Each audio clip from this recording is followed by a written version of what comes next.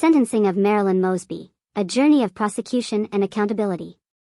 In a dramatic turn of events, Marilyn Mosby, the former Baltimore City State's attorney who rose to national prominence for charging police officers in the death of Freddie Gray, faced the consequences of her own actions on Thursday.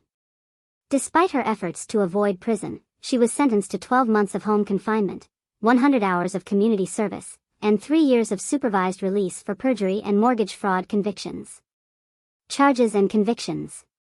Mosby's charges stemmed from her alleged financial misconduct during the COVID-19 pandemic.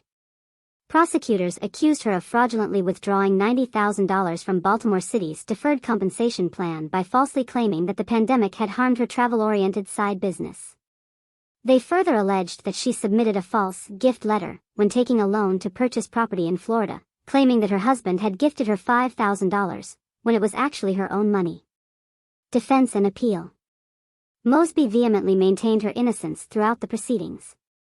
Her lawyers argued that she had not violated any laws, and that the retirement funds came from her own income.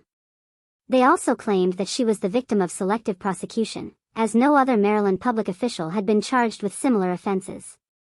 After the sentencing, Mosby's lawyers vowed to appeal her conviction and sentence. They are also seeking a presidential pardon. Sentencing considerations.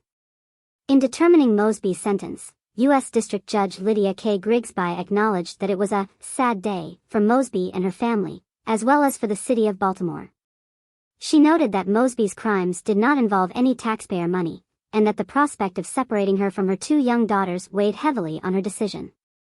However, Judge Grigsby also emphasized that Mosby's actions demonstrated a pattern of dishonesty while serving in public office.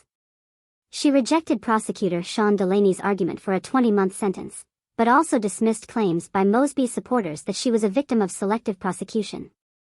Implications for public trust. Assistant U.S. Attorney Delaney argued that Mosby's actions had eroded public trust in government officials. He asserted that all citizens are victims when their public officials lie. This sentiment was echoed by Judge Grigsby, who stated that Mosby's crimes cut at the heart of our democratic system. She emphasized the importance of public officials being held to the highest ethical standards. Legacy and controversy. Mosby's prosecution and sentencing have ignited a debate over the nature of justice and the role of accountability in the justice system. Some have expressed sympathy for Mosby's personal circumstances, while others have emphasized the need to hold public officials to account for their actions. Her legacy as Baltimore's first female state's attorney will likely be overshadowed by her conviction and home confinement sentence. However, her role in charging police officers in the Freddie Gray case will forever be etched in the annals of Baltimore history.